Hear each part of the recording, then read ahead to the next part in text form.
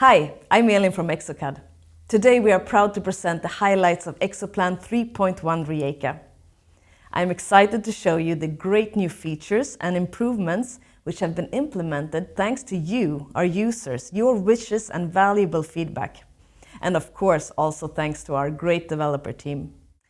In this version, we have 5 new key features and 6 key software improvements. So, let's dive in and explore the new things exoplan Rijeka has to offer. Let's start in the exoplan DB.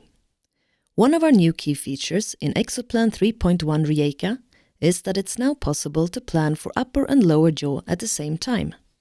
For this video, I have loaded our demo case Patient Rosa, which is a case where the patient is edentulous in the upper jaw and has some residual dentition in the lower jaw. I have an optical scan of the lower jaw, and as you can see, we now have a 3D preview of the optical scan data available directly in the DB. I also have the patient DICOM and the DICOM of the prosthesis for the upper jaw. When we look in the action menu, we find a new button called Rapid Pre-Planning. This is another new key feature in exoplan 3.1 Rijeka. Let's take a look at that first. The goal of the Rapid Pre-Planning mode is to analyze the CBCT data of the patient and, if possible, do an initial positioning of implants. It can be used as a tool when communicating with the patient to show what a future treatment could look like. I start by loading the DICOM data of the patient. In this version, we have added an incognito mode. When the incognito mode is on, the patient name is not visible. The feature can be activated in the settings menu. Since I have defined implant sites in both upper and lower jaw for this case, the software wants to know which jaw I want to work on. As I mentioned in the beginning, it is now possible to work on both jaws at the same time, and I will select that option. This is the default view arrangement for the Rapid Pre-Planning mode. In the axial view, the panoramic curve is automatically detected at start. As always, I can also define it manually if I want. The automatic curve detection can be activated again in the axial view menu. I used intersection markers to orient through the data and find the area of interest. In this version, it is possible to define the depth of the panoramic view with these control points. The panoramic view shows the area between the yellow lines. You can see how it changes when I reduce or enlarge the distance between the yellow lines. Another improvement in this version is the possibility to save your own preferred view arrangements as default for any workflow step. Simply open the implant control, select which views you want and in which arrangement you want them. Then click the Save button. The next time you open the step, it will open with your preferred view arrangement. You can save different arrangements for each workflow step. To delete your saved view arrangements, click the Brush button.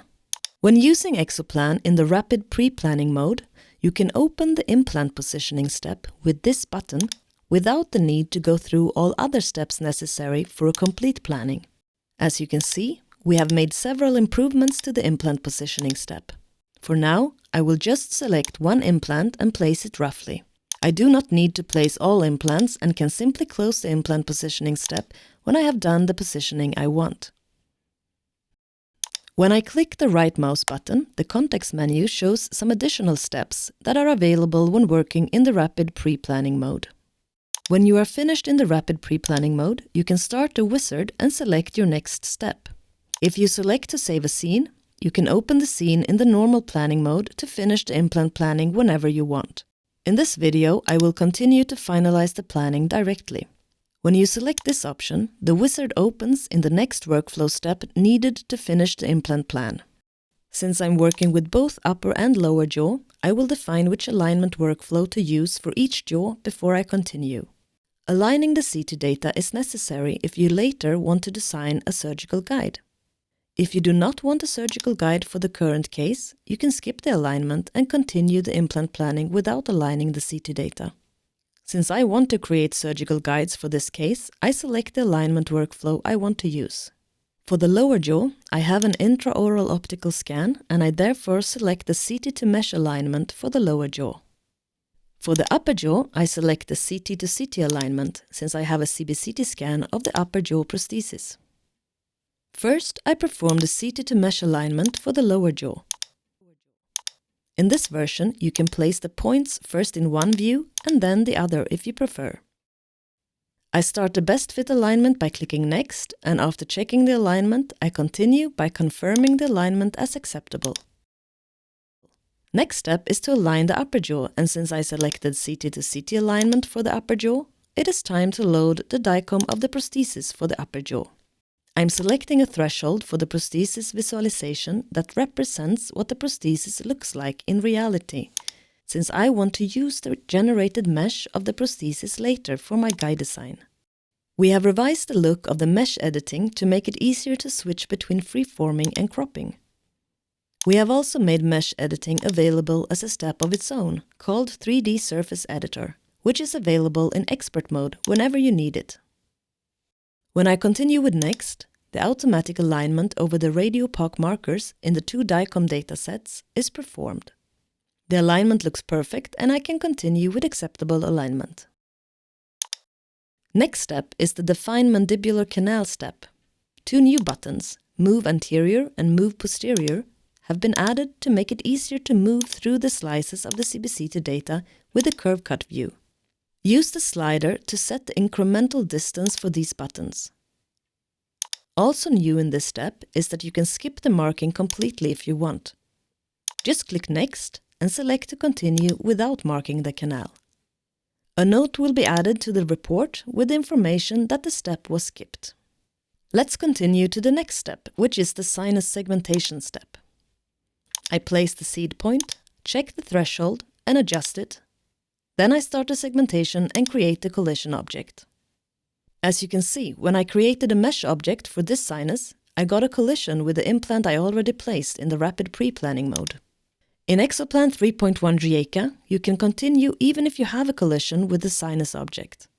It will be mentioned in the report, but maybe you also want to add a screenshot of the area to the report. That you can now do easily with the new Screenshot and Image Management tool. Use the Screenshot button for the view you want to capture. The image is added to the Screenshot and Image Management tool, which can be opened from the tool menu. All open views also have a corresponding button within the Management tool, which generates a screenshot of that view. You can also select the screenshot region manually. You can use the Edit function to further highlight areas of interest. If you want the screenshots included in the reports, just check the corresponding checkbox. Maybe you have an image saved somewhere else that you want to include in the report. No problem, just upload it using the corresponding button and check the box to add it to the report. In the next steps, I'll add the model teeth. Of course, I can skip the model teeth if I'd like. In the correct tooth placement step, we have a new tab, Advanced, with some improved options to modify the tooth models. Now we have arrived at the implant positioning step. One of our new key features in Rijeka 3.1 is that it's now possible to place both implants, prosthetic parts, sleeves and anchor pins within the same step. It doesn't matter if you select your implant, surgical component or prosthetic component first. When you have made your first selection and switch to another component type, the selection dialog will show you only compatible options from your installed libraries. As you can see, the implant I placed during the rapid pre-planning is in the scene, and when I want to select my surgical component, sleeve and kit, only the options that are compatible to my implant are visible in the selection dialog. I can filter for different library types. For instance, here I can select to only show me sleeve libraries or only kit libraries. I can of course filter for my favorites. I will place the fully guided exodemo sleeve and the exodemo abutment.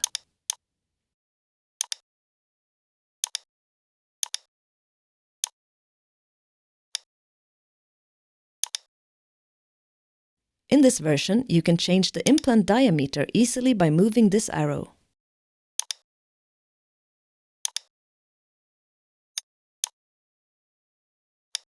Let's move on to implant site 1-2. The software automatically selected the same implant for this position as the one I initially placed for implant site 1-5. If I clear that selection now after selecting all components for implant site 1-5 and again click on implant site 1-2, the same components, implants, sleeve and prosthetic part selected for implant site 1-5 are automatically selected for 1-2. I will clear the selection for 1-2 again to show you what the selection dialog looks like when nothing has been pre-selected.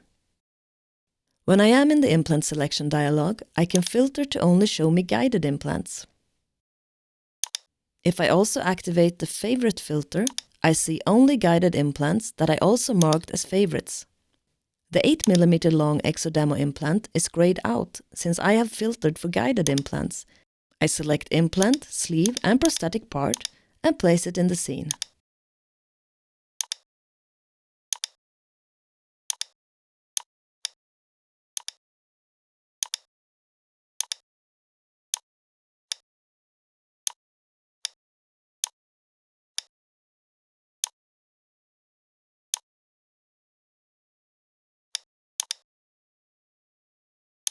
To place an anchor pin, click the anchor pin button for the jaw you want to place the anchor pin in. The selection dialog opens and you can select which one you want. The anchor pin selection does not depend on which implant you might have placed already. You can choose from all your installed anchor pin libraries.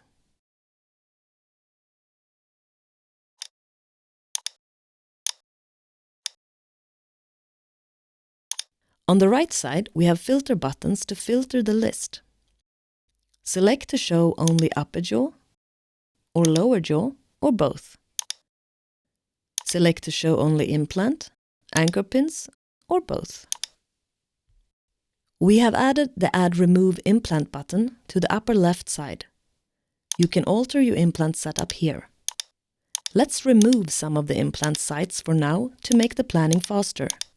Another improvement in this version is that we have included the library manager.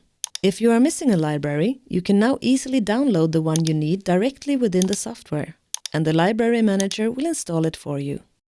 You must reboot to access the newly installed library.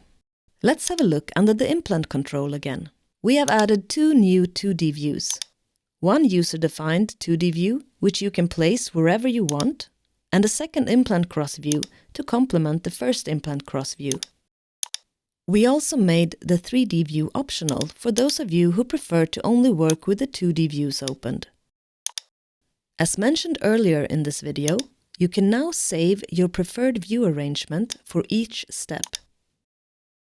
In the implant positioning step, you can actually save two view arrangements, one for before the implant is placed and one for when you adjust the placement.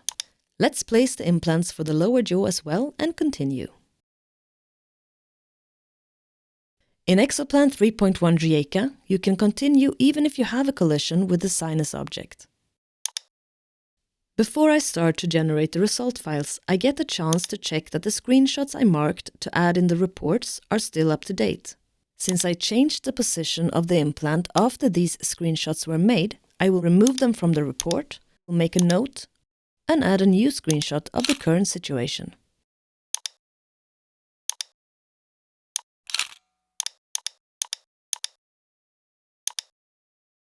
Now it is time to approve the planning and generate the implant planning result files. When we look at the implant planning report, we can see some enhancements to the layout, and at the end we have the screenshots that were selected for the implant planning report. The first step of the surgical guide design in exoplan 3.1 Rijeka is new and offers the possibility to load any scan you want to use for your guide design. You can align the scan to the current scene objects with the alignment tool known from Dental CAD. I switched to tab manually to rotate and move the loaded scan to a position that makes it possible for me to see both the loaded scan and the object I want to align my scan to. Press Ctrl and drag the mouse to rotate the loaded scan. press the left mouse button and drag the mouse to move the loaded scan. When I have the scan in the position I want, I switch to tab automatically. I place a few alignment points and start the alignment. I open the secondary views to check the alignment and perform the best fit alignment.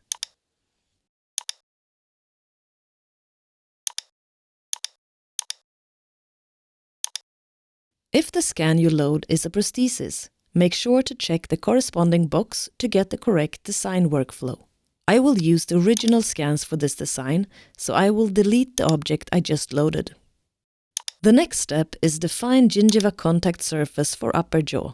Here I can start by using the mesh editing to clean up the generated prosthesis mesh a bit, since I will use this for my guide design. Of course, the mesh editing has the revised look also in this step, to simplify the use of freeforming and cropping. As I said, I will use the shape of the prosthesis for the design of the guide for the upper jaw. In this next step, design sleeve mounts, there is nothing new.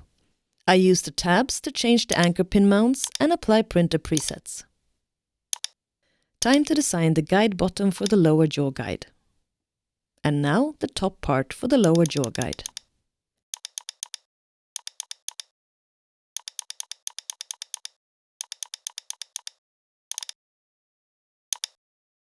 In the attachment step, we have added toggle buttons for upper and lower jaw.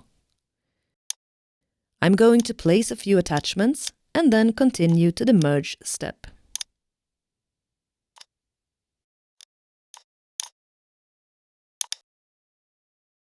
When the merge has finished, I can do some freeforming of the merged surgical guides if I'd like. For the edentulous upper jaw, I will select to create a fixation guide. Here I can place attachments to the fixation guide and then continue to merge this guide as well. Freeform the fixation guide if you'd like. Before I start to generate the result files, I get a chance to check that the screenshots I marked to add to the surgical report are still up to date. Now we can take a look at the surgical guide report. New is that we now display the full drill sequence. This feature is available for those implants and surgical kits for which the manufacturer has chosen to integrate the full drill sequence in our software. In the full drill sequence protocol, each step during the surgery is listed if you have chosen a fully guided system for which the full drill sequence has been implemented. At the end of the report, we can see the screenshots I selected to include in the surgical report. Now, the implant planning and surgical guide design are finished. I hope you enjoyed this video and that you are excited to try out the new exoplan 3.1 Rijeka. Thank you for watching.